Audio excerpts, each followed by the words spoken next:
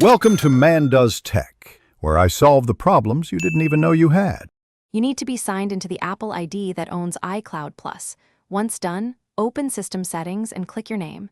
You're not setting up, you're changing behavior, so skip the basics and tap iCloud now.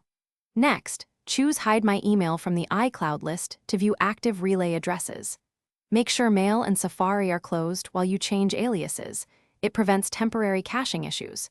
This gets you straight to the list of private addresses to manage. With the Hide My Email panel open, pick an alias you want to stop using and inspect where it forwards. To stop mail flow, turn off the alias or delete it. Deleting removes the relay, turning off pauses forwarding. If an app used that alias, replace it with a real address in the app's account settings. Do this before deleting the alias to avoid lost access. Once you swap emails, double-check the app for verification emails and reauthorize any logins. Finish by cleaning up any aliases you no longer want. Delete them to fully remove the relay. Once deleted, make sure Mail shows no new messages from that alias and update any account settings that referenced it.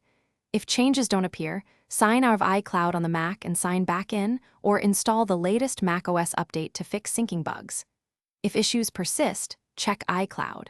Com and other devices, sometimes the alias is still active elsewhere. Resolve it there. Thanks for watching. If you found this helpful, don't forget to like and subscribe.